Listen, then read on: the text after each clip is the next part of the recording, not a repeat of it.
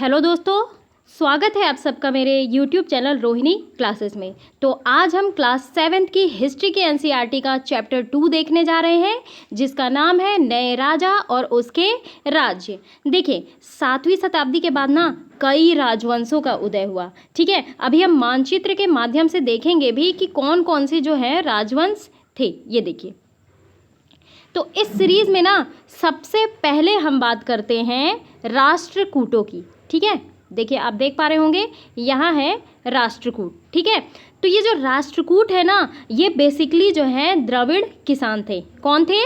द्रविड़ किसान। या ध्यान रखते जाइएगा। ठीक है, ये जो चीज़ें मैं बता रही हूँ ये बुक में नहीं दी हुई है, लेकिन एग्जाम पॉइंट ऑफ व्यू से बहुत ज़्यादा इंपॉर्टेंट है। ठीक है, तो ये जो राष्ट्रकूट थे ना, ये संभवतः थे मूल रूप से द्रविड़ किसान, जो लातूर के शाही परिवार से थे, और ये बोलते थे कन्नड़। कौन सी भाषा बोलते थे? कन्नड़ भाषा बोलते थे। लेकिन उन्हें ना उत्तर डेक्कनी भाषा की जानकारी भी थी, और इन्होंने अपने शत्रु चालुक्य वंश को पराजित करने वाले राष्ट्रकूट वंश के शासनकाल में ही दक्कन साम्राज्य के भारत की दूसरी सबसे बड़ी राजनीतिक इकाई बन गया। ठीक है, ध्यान रखेंगे। अब देखिए, इनका जो शासनकाल है ना, यानी कि राष्ट्रकूटों का शासनकाल 6ठी से 13वीं शताब्दी के मध्य हुआ। 6ठी से 13वीं शताब्दी के मध्य था। अब इस काल में ना उन्होंने जो है परस्पर घनिष्ठ स्वतंत्र जातियों के रूप में राज्य किया, है ना। शिलालेख में 7वीं शताब्दी का राष्ट्रकूट जो है वो ताम्रपत्र मुख्य है। अब देखिए, उनके ताम्रपत्र में ये उल्लिखित है कि मालवा प्रांत के मानपुर में उनका साम्राज्य था। ध्यान रखेंगे। तो देखिए, बेसिकली ये जो राष्ट्रकूट है ना, इनकी राजधानी थी मान्यखेट, और इसीलिए इन्हें कहा जाता है मान्यखेट के राष्ट्रकूट वंश। ठीक है, ये भाषाएं बोलते थे कन्नड़ और संस्कृत। इनका धार्मिक समूह था हिंदू, जैन, बौद्ध, और शासनकाल था राजतंत्र। ये चीज़ आप ध्यान रखेंगे। ठीक है, अब देखिए अगले यानी कि गुर्जर प्रतिहार वंश के बारे में बात कर लेते हैं। यहाँ पे आपको मिड में गुर्जर प्रतिहार वंश दिख रहा होगा। ठीक है, तो ये मध्यकाल के दौरान ना मध्य उत्तर भारत दिख रहा होगा। मध्य उत्तर भारत के एक बड़े हिस्से में राज्य करने वाला भारतीय वंश था, और इसकी स्थापना जानते हैं किसने की थी? नागभट्ट ने। किसने की थी? नागभट्ट ने। ठीक है, ये चीज़ ध्यान रखेंगे। तो कब की थी? 625 ईस्वी में की थी। ये चीज़ ध्यान रखेंगे। इन्होंने अपनी राजधानी बनाई कहाँ? कन्नौज में। भाषाएं बोलते थे संस्कृत और प्राकृत। धार्मिक समूह था इनका हिंदुत्व। ठीक है, तो ये जो गुर्जर प्रतिहार थे ना, इन्होंने साम्राज्य बनाया, विस्तार में बड़ा और अधिक संगठित था। ठीक है, जो कि और गुर्जर प्रतिहार कालीन मंदिरों की विशेषताओं और मूर्तियों की कारीगरी से उस समय की गुर्जर प्रतिहार शैली की संपन्नता का बोध होता है। अब देखिए, नागभट्ट नामक नवयुवक ने इस नए साम्राज्य की नींव डाली। अब ये चीज़ संभवतः है ना कि ये जो है भड़ोज के यानी कि भड़ोज के गुर्जर प्रतिहार शासकों के ही राजकुमार था, और जय भट्ट का ये पुत्र था। ठीक है, ध्यान रखेंगे। तो जो है इतना हम जान गए। अब हम बात करेंगे, हमने राष्ट्रकूट के बारे में देख लिया, और अब हम बात करेंगे पाल वंश के बारे में। देखिए, ये जो पाल वंश है ना, ये मध्यकालीन उत्तर भारत का सबसे, ध्यान रखेंगे, सबसे शक्तिशाली और महत्वपूर्ण साम्राज्य माना जाता है। ठीक है, ध्यान रखेंगे। ये देखिए पाल वंश, ठीक है, देख पा रहे होंगे। और पाल वंश को ना पाल क्षत्रिय राजवंश यानी कि गुप्त राजवंश भी कहा जाता है। तो ये जो पाल है ना, ये पाल जो है क्षत्रिय राजवंश ने भारत के पूर्वी भाग में एक विशाल साम्राज्य बनाया, और इस राज्य में वास्तुकला को बहुत बढ़ावा मिला। अब देखिए, अब हम बात कर लेते हैं चोल की। देखिए, बात करें अगर चोल की, तो दक्षिण में ये आपको चोल दिख रहे होंगे। तो चोल जो है ना, ये जो है प्राचीन भारत का एक राजवंश था, यानी कि दक्षिण भारत में, ध्यान रखेंगे, दक्षिण भारत में और पास के अन्य देशों में तमिल चोल शासकों ने 9वीं शताब्दी से 13वीं शताब्दी के बीच अत्यंत शक्तिशाली हिंदू साम्राज्य का निर्माण किया। इन्होंने राजधानी रखी थी पूर्वीचल, पुहैयर, उरैयूर हैं। ठीक है, भाषाएं थी इनकी तमिल और संस्कृत। तो ये बात ध्यान रखेंगे ना कि ये जो चोल शब्द की उत्पत्ति है ना, विभिन्न प्रकार से की जाती है। अब देखिए, जनरल जेरुनो ने चोल शब्द को संस्कृत काल का, ठीक है, कोल शब्द से जो है इसे जो है प्रदर्शित किया है। ठीक, अब बात करेंगे कि चोलों का उदय कैसे हुआ। देखिए, दीर्घकालिक प्रभुत्वहीनता के पश्चात ना 9वीं शताब्दी के मध्य से चोलों का पुनरुत्थान हुआ और इस चोल वंश का संस्थापक जानते हैं कौन था? विजय, ध्यान रखेंगे, विजयालय, ठीक है, ध्यान रखेंगे, कौन था? विजयालय, ठीक है, ये बात इतना ध्यान रखेंगे। अब बात कर लेते हैं चौहानों की, ठीक है। देखिए, ये जो चौहान राजवंश है ना, इसे चाहमान वंश भी कहा जाता है, ठीक है, जिसके शासकों ने वर्तमान राजस्थान, गुजरात और समीपवर्ती क्षेत्रों पर 7वीं से लेकर 12वीं शताब्दी तक शासन किया। ध्यान रखेंगे, ये जो चौहान वंश थे, देखिए आप देख पा रहे होंगे यहाँ चाहमान वंश है, ठीक है, तो ये राजस्थान, गुजरात और इसके समीपवर्ती क्षेत्रों में दिखाई देते थे। अब देखिए, कथाओं के अनुसार ना चौहान वंश की उत्पत्ति जो है ऋषियों द्वारा आबू पर्वत पर किए गए यज्ञ के अग्निकुंड से हुई। अब इस राजवंश के संस्थापक कौन थे? राजा वासुदेव चौहान, यानी कि कौन थे? राजा वासुदेव चौहान, ठीक है, ये चीज़ ध्यान रखिए। अब देखिए, इतिहासविदों का मत है ना कि ये जो चौहान वंश थे ना, चौहान वंशी जो है जयपुर के सांभर तालाब के समीप में पुष्कर प्रदेशों में और आमेर नगर में निवास करते थे, ठीक है। इसके प्रमुख शासक भी हुए हैं, देखिए चाहमान हो गए, वासुदेव, सामंतराज, नारादेव, ठीक है, इनके बारे में डिटेल हम जो है और आगे की कक्षाओं में बहुत डिटेलिंग में पढ़ेंगे, ठीक है। अभी आप इसके लिए जो है थोड़ा थोड़ा डेटा इकट्ठा कर लीजिए और आपको पता चल पाए कि इनकी उत्पत्ति, इनके क्षेत्र क्या थे, ठीक है, इनकी स्थापना किसने की थी, तो ये चीज़ आपको पता रहनी चाहिए। देखिए, अब बात करते हैं नए राजवंशों का उदय, यानी कि 7वीं सदी आते आते ना उपमहाद्वीप के विभिन्न भागों में बड़े भूस्वामी, यानी कि भूमि के स्वामी और योद्धा सरदार अस्तित्व में आ चुके थे और राजा लोग ना प्रायः उन्हें अपने मातहत, यानी कि समझ लीजिए सामंत के रूप में मान्यता देते थे।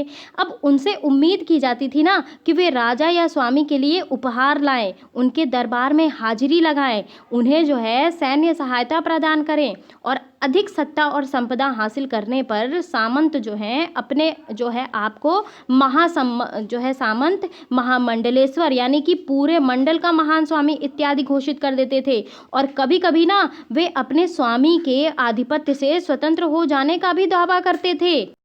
अच्छा, थोड़ा सा सामंतवाद के बारे में बात कर लेते हैं, सामंत और सामंतवाद के बारे में। तो देखिए, ये जो सामंतवाद है ना, ये मध्यकालीन युग में इंग्लैंड और यूरोप की प्रथा थी। तो देखिए, इन सामंतों की कई श्रेणियां थी, जिसके शीर्ष में जो है शीर्ष स्थान जो था वो राजा का होता था, जैसे कि अभी मैंने बताया है ना। उसके नीचे विभिन्न कोटि के सामंत होते थे, सबसे निम्न स्तर में जो है किसान और दास होते थे। ये जो थे ना, ये रक्षक और अधीनस्थ लोगों का संगठन था, यानी कि राजा जो है समस्त भूमि का स्वामी माना जाता था और सामंतगढ़ जो थे ना, राजा के प्रति स्वामी भक्त बरतते थे, उनकी रक्षा के लिए सेना सुसज्जित करते थे और बदले में राजा से भूमि पाते थे, ठीक है, ये चीज़ ध्यान रखेंगे। और सामंतगढ़ ना भूमि के क्रय विक्रय के अधिकारी नहीं थे और प्रारंभिक काल में सामंतवाद ने ना स्थानीय सुरक्षा, कृषि और न्याय के समुचित व्यवस्था करके समाज के प्रशंसनीय सेवा की, ठीक है, इतना चीज़ ध्यान रखेंगे सामंतवाद के बारे में।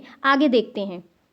देखिए, इस तरह ना एक उदाहरण दक्कन में राष्ट्रकूटों का है। देखिए, शुरुआत में तो वे ना कर्नाटक के चालुक्य राजाओं के अधीनस्थ थे, ठीक है, और 8वीं शताब्दी के मध्य एक राष्ट्रकूट प्रधान दंती दुर्ग ने अपने चालुक्य स्वामी की अधीनता से इनकार कर दिया, उसे हराया और हिरण्य गर्भ, यानी कि इसका शाब्दिक अर्थ होता है सोने का गर्भ, नामक एक अनुष्ठान किया। और जब यह अनुष्ठान ब्राह्मणों की सहायता से संपन्न किया जाता था ना, तो ये माना जाता था कि इससे जो है याजक जन्मना छत्री न होते हुए भी छत्री के रूप में दोबारा छत्रीत्व प्राप्त कर लेगा। यानी कि कहने का मतलब ये है कि जब जो है ये हिरण्यगर्भ अनुष्ठान किया जाता था, तो ये अनुष्ठान जो है ब्राह्मण करवाते थे और तब ये मान लिया जाता था कि जो व्यक्ति जन्म से क्षत्रिय नहीं पैदा हुआ है, तो इस अनुष्ठान के द्वारा वो क्षत्रिय के रूप में दोबारा क्षत्रित्व को प्राप्त कर लेगा, ठीक है, ये चीज़ ध्यान रखेंगे। अब देखिए, कुछ अन्य उदाहरणों में ना उद्यमी परिवारों के पुरुषों ने अपनी राजशाही कायम करने के लिए सैन्य कौशल का इस्तेमाल किया। अब मिसाल के तौर पे देखिए, कदम्ब मयूर शर्मण और गुर्जर प्रतिहार हरिश्चंद्र ब्राह्मण थे, ठीक है, जिन्होंने अपने परंपरागत पेशे को छोड़कर ना शस्त्र को अपना लिया और क्रमशः कर्नाटक और राजस्थान में अपने राज्य सफलतापूर्वक स्थापित किए। देखिए, आप ये फिगर देख पा रहे होंगे, ये जो है एलोरा की गुफा 15 भित्ति चित्र जिसमें विष्णु को नरसिंह अर्थात पुरुष सिंह के रूप में दिखलाया गया। देखिए, बात आ रही है अगर एलोरा की, तो एलोरा की गुफाओं के बारे में हम थोड़ा सा बात कर लेते हैं। देखिए, ये जो एलोरा की गुफाएं हैं ना, ये भारत में औरंगाबाद यानी कि महाराष्ट्र से 30 किलोमीटर की दूरी पर स्थित है। ठीक है, और इन्हें राष्ट्रकूट वंश के शासकों द्वारा बनवाया गया और अपनी स्मारक गुफाओं के लिए प्रसिद्ध एलोरा जो है ना, यूनेस्को में घोषित विश्व धरोहर में शामिल है। ये चीज़ ध्यान रखेंगे आप लोग, है ना। एलोरा में 34 मठ मंदिर के निकट 2 किलोमीटर क्षेत्रफल फैले हुए हैं। और जो है मैंने पिछले चैप्टर्स में इसको बहुत अच्छी तरीके से डिटेल में कराया है, एलोरा और अजंता की गुफाओं का डिटेलिंग करवाया है, तो वो जो है ज़रूर वीडियो देखें आप। ठीक है, उसमें आपको बहुत अच्छी तरीके से समझ में आएगा। अब देखिए, अब बात करते हैं ना राज्यों में प्रशासन। क्या बात करेंगे? राज्यों में प्रशासन। ठीक है, देखिए, इन नए राजाओं में से ना कईयों ने महाराजाधिराज यानी कि राजाओं के राजा, त्रिभुवन चक्रवर्तीन यानी कि 3 भुवनों का स्वामी और इसी तरह का अन्य भारी भरकम उपाधियां धारण किया। ठीक है, लेकिन इस तरह के दावों के बावजूद ना वे अपने सामंतों और साथ ही साथ किसान, व्यापारी, ब्राह्मणों के संगठन के साथ अपनी सत्ता की साझेदारी करती थे। ठीक है, यानी कि मैंने बताया अभी कि राजा की जो है साझेदारी किससे किससे होती थी। ठीक है, सामंतों और साथ ही साथ किसान, व्यापारी और ब्राह्मणों के संगठनों के साथ भी होती थी, है ना।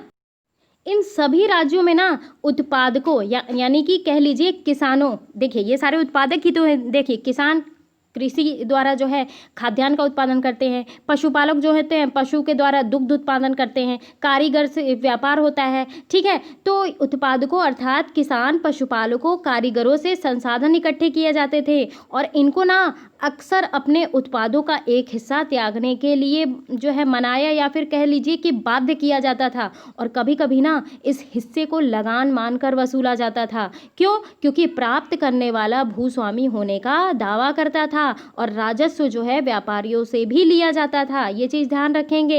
अब आइए बात कर लेते हैं 400 कर के बारे में। देखिए, तमिलनाडु में शासन करने वाले चोल वंश के अभिलेखों में विभिन्न किस्म के करों के लिए 400 से ज़्यादा सूचक शब्द मिलते हैं और सबसे अधिक उल्लिखित कर है वेट्टी याद रखेंगे, जो नकद की बजाय जबरन श्रम के रूप में लिया जाता था। यानी जबरन श्रम और कदमाई यानी कि भू राजस्व थे। मकान पर छाजन डालने पर लगने वाला कर, खजूर या ताड़ के पेड़ पर चढ़ने के लिए सीढ़ी का इस्तेमाल पर लगने वाला कर। ठीक है, पारिवारिक संपत्ति का उत्तराधिकार हासिल करने के लिए लगने वाला कर इत्यादि भी उल्लेख इनका मिलता है। आगे बढ़ते हैं। देखिए, ये जो संसाधन है ना राजा की व्यवस्था का वित्तीय आधार बनते थे।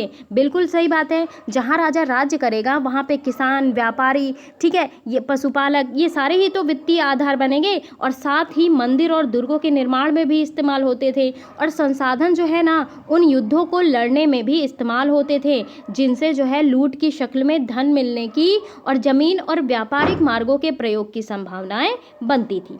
ठीक है, अब देखिए, राजस्व वसूली के लिए ना पदाधिकारियों की नियुक्ति सामान्यतः प्रभावशाली परिवारों के बीच से ही हो जाती थी और प्रायः जो है वंशानुगत होती थी। तो सेना में भी ऐसा होता था और कई बार राजा के निकट संबंधी ही इन ओहदों पर होते थे। ठीक है, अब देखिए, अब बात कर लेते हैं प्रशस्तियाँ और भूमि अनुदान। देखिए, सबसे पहले तो हम इसका अर्थ समझने का प्रयास करेंगे। ठीक है, प्रशस्ति का मतलब क्या होता है? देखिए, किसी वस्तु या व्यक्ति की प्रशंसा में लिखा गया भाषण या फिर ग्रंथ कह लीजिए, प्रशस्ति कहलाता है। इंग्लिश में इसे यूलॉजी कहते हैं। ठीक है, EULOGY क्या कहलाता है? प्रशस्ति किसी व्यक्ति या वस्तु की प्रशंसा में लिखा गया भाषण। ठीक है, तो प्रशस्ति वंश के बारे में भी बताती है। इनका प्रयोग राजा या बड़े प्रधान द्वारा किया जाता था। ठीक है, और ये अपने आत्मसम्मान में बड़े बड़े प्रशस्तियाँ लिखवाते थे और ऐसी ही प्रशस्ति हमें गुप्त वंश के पहले शासक चंद्रगुप्त से भी मिलती है। ठीक है, तो विभिन्न प्रकार की प्रशस्तियों को भी हम आगे के चैप्टरों में देखेंगे। ठीक है, तो अभी हम बात कर लेते हैं प्रशस्ति और भूमि अनुदान के बारे में। देखिए, प्रशस्तियों में ऐसे ब्यौरे होते हैं जो शब्दशः सत्य भी नहीं हो सकते हैं, लेकिन ये प्रशस्तियाँ जो है ना, हमें बताती हैं कि शासक जो है खुद को कैसा दर्शाना चाहते थे, ये तो पता चलेगा ही ना। मिसाल के लिए आप देखिए, शूरवीर विजयी योद्धा के रूप में, और ये विद्वान ब्राह्मणों द्वारा रची गई थी, जो अक्सर प्रशासन में मदद करते हैं। मैं कुछ अगर आपको प्रशस्ति के बारे में बताऊं, देखिए, एक है नासिक प्रशस्ति, ठीक है, ये सातवाहन राजवंश के बारे में बताती है। प्रयाग प्रशस्ति है एक, ये गुप्त राजवंश के बारे में बताती है। देवपाड़ा प्रशस्ति है सेन राजवंश के, ऐसे ही बहुत सारी प्रशस्तियां हैं, ठीक है। अब आइए थोड़ा बात कर लेते हैं नागभट्ट की उपलब्धियों के बारे में। नागभट्ट को हमने देखा था किस वंश की स्थापना की थी, मुझे कमेंट बॉक्स में जरूर बताएं। मैंने आपको शुरू में ही बताया था कि नागभट्ट ने किस वंश की स्थापना की थी, ठीक है। तो कई शासकों ने ना प्रशस्तियों में अपनी उपलब्धियों का बखान किया।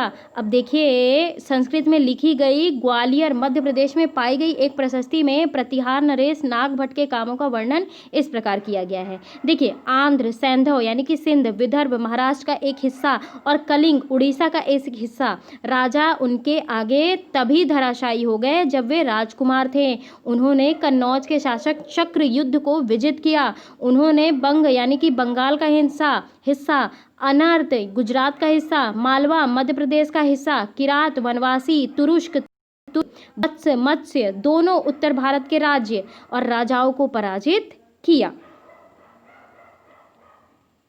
तो देखिए, राजा लोग जो थे ना, वे प्रायः ब्राह्मणों को अनुदान से पुरस्कृत करते थे, यानी कि जब उन्हें भूमि दान दिया जाता था तो वो उन्हें पुरस्कृत करते थे, और ये ताम्र पत्रों पर अभिलिखित होते थे, यानी कि लिखित होते थे, जो भूमि पाने वाले को दिए जाते थे। तो आप देख पा रहे होंगे, ये है ताम्रपत्र, ठीक है, देख पा रहे होंगे। ये देखिए, ये थोड़ा संस्कृत और थोड़ा तमिल में लिखा हुआ है। यहाँ पे आपको राइट किया हुआ कुछ दिख रहा होगा, ये जो है थोड़ा सा संस्कृत और थोड़ा सा तमिल में लिखा हुआ ताम्रपत्र का एक संग्रह है, जिसमें 9वीं सदी के एक शासक के द्वारा दिए गए भूमि के अनुदान का उल्लेख है, और जिन कड़ियों से ये पत्र जुड़े हैं उन पर राजसी मुहर लगी है, और जो यह बतलाने के लिए कि यह एक प्रमाणिक दस्तावेज है। अब आइए बॉक्स को भी देख लेते हैं, भूमि के साथ क्या क्या दिया जाता था। तो देखिए, यह चोलों द्वारा दिए गए एक भूमि अनुदान के तमिल भाग का एक अंश है। देखिए, हमने मिट्टी की मेड़े बनाकर, साथ ही कांटेदार झाड़ियाँ लगाकर भूमि की सीमाओं को चिन्हित कर दिया है। यह भूमि पर ये चीज़ें हैं: फलदार वृक्ष, पानी, भूमि, बगीचे और फलोद्यान, पेड़, कुएं, खुली जगह, चारागाह, एक गांव, बौबी, कबूतर, नहरें, खाइयाँ, नदियाँ, दलदली जमीन, हौज, अन्नागार, मछलियों और तालाब, मधुमक्खियों के छत्ते और गहरी झीलें। जिन्हें भूमि मिलती है वह इससे कर वसूल कर सकता है। ध्यान रखेंगे, जिन्हें भूमि मिलती है वह इससे कर वसूल कर सकता है। वह न्यायाधिकारियों द्वारा जुर्माने के तौर पर लगाए गए कर वसूल कर सकता है। पान के पत्तों पर लगने वाला कर, बुने हुए कपड़ों पर लगने वाला कर, साथ ही साथ वाहनों पर लगने वाला कर वसूल कर सकता है। वह पकी ईंटों के बने ऊपरी माले पर बड़े कमरे बनवा सकता है, बड़े और छोटे कुएं खुदवा सकता है, पेड़ और कांटेदार झाड़ियां लगवा सकता है, ठीक है, ये सारी चीज़ें हो सकती हैं। और ज़रूरी हो तो सिंचाई के लिए नहर बनवा सकता है। उसे यह सुनिश्चित करना चाहिए कि पानी बर्बाद ना हो और तटबंधों का निर्माण हो। तो देखिए, 12वीं शताब्दी के एक बृहद संस्कृत काव्य भी रचा गया, जिसमें कश्मीर पर शासन करने वाले राजाओं का इतिहास दर्ज है। इसे कल्हण नामक एक रचनाकार द्वारा दिया गया। तो देखिए, कल्हण ने ना राजतरंगिणी, ध्यान रखेंगे, कल्हण की रचना है राजतरंगिणी, तरंगिणी, ठीक है। कल्हण के द्वारा क्या रचित है? राजतरंगिणी। हमेशा जो है एग्जाम में पूछ लिया जाता है, ठीक है। कल्हण की रचित रचना क्या है? राजतरंगिणी, ठीक है, ध्यान रखेंगे। ठीक, कल्हण ने अपना वृतांत लिखने के लिए शिलालेखों, दस्तावेजों, ठीक है, प्रत्यक्षदर्शियों के वर्णन और पहले के इतिहासों समेत अनेक तरह के स्रोतों का इस्तेमाल किया, ठीक है। प्रशस्तियों के लेखकों से भी भिन्न वह अक्सर शासकों और उनकी नीतियों के बारे में आलोचनात्मक रुख दिखलाता था। अच्छा, ये था ना कि ये जो कल्हण थे ना, ये हमेशा अक्षाई ही नहीं लिखते थे, आलोचना भी लिखते थे कि क्या क्या कुरीतियाँ भी थी राजाओं की, है ना। इसलिए 12वीं सदी के लिए यह असाधारण ग्रंथ था। अब देखिए, अब बात करते हैं धन के लिए युद्ध। अब देखिए, आपने ये गौर किया होगा कि इनमें से प्रत्येक शासक राजवंश का आधार कोई क्षेत्र विशेष था, तो वे दूसरे क्षेत्रों पर भी ना नियंत्रित करने का प्रयास करते थे। अब नियंत्रित करने के लिए, प्रयास करने के लिए क्या होगा? युद्ध होगा, ठीक है। तो धन के लिए युद्ध होता था। एक विशेष रूप से वांछनीय क्षेत्र था गंगा घाटी में कन्नौज नगर, ठीक है, ध्यान रखेंगे, गंगा घाटी में कन्नौज नगर, ठीक। गुर्जर प्रतिहार, राष्ट्रकूट और पाल वंशों के जो शासक थे सदियों तक कन्नौज के ऊपर नियंत्रण को लेकर आपस में लड़ते रहे, ठीक है। मैं आपको मैप में भी दिखा दूं कन्नौज कहाँ है। ये देखिए, ये आप देख पा रहे होंगे उत्तर प्रदेश के आसपास जो है ये कन्नौज दिख रहा है, तो उत्तर प्रदेश में कन्नौज है, ठीक है, ध्यान रखेंगे। ये कन्नौज के लिए जो है गुर्जर और प्रतिहार, पाल, ठीक है, ये सारे लोग जो है लड़ रहे थे। चूंकि क्या था ना कि इस लंबी चली लड़ाई में ना 3 पक्ष थे, ठीक है। कौन कौन से पक्ष हुए?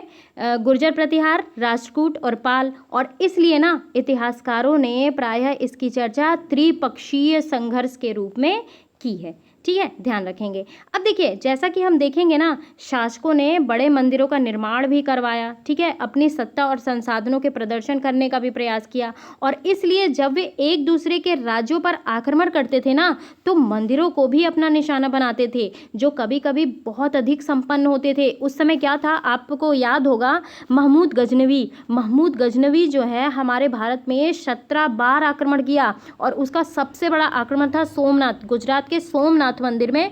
इतना भारी भरकम उसे सोना मिला ना, तो उस समय ना मंदिरों में बहुत ज़्यादा मात्रा में धन संपदा हुआ करती थी, ठीक है, ये चीज़ ध्यान रखेंगे। और इसे जो है आप अध्याय पाक्ष में और अच्छी तरीके से पढ़ेंगे। तो देखिए, अफगानिस्तान के गजनी का सुल्तान महमूद ऐसे शासकों में से सबसे प्रसिद्ध है, ठीक है। 997 से 1030, जिसकी बात मैंने बताई, महमूद गजनवी, ठीक है, 30 में शासन किया। उसने अपने नियंत्रण का विस्तार जो है मध्य एशिया के भागों, ईरान और उपमहाद्वीप के उत्तर पश्चिम हिस्से तक किया। वह लगभग हर साल उपमहाद्वीप पर हमला करता था, यानी भारत पे, और उसका निशाना थे ना संपन्न मंदिर। हमेशा जो है वो मंदिर लूटने का प्रयास करता था। अब देखिए, जैसा कि मैंने बताया कि गुजरात का सोमनाथ मंदिर, ये देखिए, सबसे ज्यादा धन संपदा इसे यहीं से मिली थी, ठीक है। महमूद गजनवी जो धन उठा ले गया, उसका बहुत बड़ा हिस्सा ना गजनी में एक वैभवशाली राजधानी के निर्माण में खर्च हुआ, ठीक है। देखिए, जो महमूद गजनवी था ना, उसने जो है अपने द्वारा जीते गए लोगों के बारे में भी कई बातें जानना चाहता था, और उसने ना अलबरूनी नामक एक विद्वान को इस महाद्वीप का लेखा जोखा लिखने का काम सौंपा, ठीक है। तो देखिए, अलबरूनी की बहुत फेमस बुक है किताबुल हिंद, हमेशा एग्जाम में पूछा जाता है, पीसीएस का तो पेट क्वेश्चन है, ठीक है, पीजीटी टीजीटी में भी पूछा जाता है, ठीक है। तो ये जो है किताबुल हिंद के लिखी गई? अलबरूनी के द्वारा। अलबरूनी को किसके संरक्षण प्राप्त था? महमूद गजनवी का प्राप्त था। किताबुल हिंद कौन सी भाषा में लिखी गई है? अरबी भाषा में। ये सारे क्वेश्चन जो है वो क्रिएट हो सकते हैं, ठीक है। तो उसकी कृति थी किताबुल हिंद, और आज भी इतिहासकारों के लिए ये एक महत्वपूर्ण स्रोत है। तो अलबरूनी ने ना इसे तैयार करने के लिए संस्कृत के विद्वानों से भी परामर्श किया, ठीक है, ध्यान रखेंगे। तो युद्ध करने वाले दूसरे राजाओं में ना चाहमान भी थे, ध्यान रखेंगे, जिसे चौहान वंश के बारे में हम जान चुके हैं, ठीक है। तो वे जो है ना दिल्ली और अजमेर के आसपास के क्षेत्र पर शासन करते थे, और उन्होंने पश्चिम और पूर्व की ओर अपने नियंत्रण क्षेत्र का विस्तार करना चाहा, और जहां उन्हें गुजरात के चालुक्यों और पश्चिमी में उत्तर प्रदेश के गढ़वालों से टक्कर लेनी पड़ी। तो चाहमानों का सबसे प्रसिद्ध शासक था पृथ्वीराज तृतीय, ठीक है, जिसने जो है सुल्तान मोहम्मद गौरी नामक अफगान शासक को 1191 में हराया, लेकिन दूसरे ही साल 1192 में उसके हाथों हार गया। तो तराइन का प्रथम युद्ध और तराइन का द्वितीय युद्ध, ध्यान रखेंगे, मैं बता रही हूं आपको, तराइन का फर्स्ट युद्ध जो है वो मोहम्मद गौरी और पृथ्वीराज जो है तृतीय के बीच लड़ा गया। इसमें पृथ्वीराज तृतीय जीता, और जब दूसरा तराइन का जो है युद्ध हुआ ना 1192 में, तो उसमें जो है मोहम्मद गौरी की जीत हुई। तो ये चीज़ ध्यान रखेंगे, एग्जाम में पूछा जाता है। अब देखिए, यह समाप्त करी हूँ अपना ये वीडियो, क्योंकि वीडियो बहुत ज़्यादा लंबा हो जाएगा, और ये जो प्राचीन इतिहास है ना, हम थोड़ा करके हम पढ़ेंगे ना तो ज़्यादा बेटर रहेगा, ठीक है। तो अगले वीडियो में हम देखेंगे चोल राज्य, नज़दीक से एक नज़र। तो प्लीज़ गाइस, चैनल को सब्सक्राइब कर लीजिए अगर ना किया हो तो, वीडियो को शेयर कर दिया करें, और जो है लाइक कर दिया करिए, सब्सक्राइब कर दिया करिए और शेयर कर दीजिए करिए, ठीक है। और बेल आइकन प्रेस करना बिल्कुल भी ना भूला करें। Thank you very much.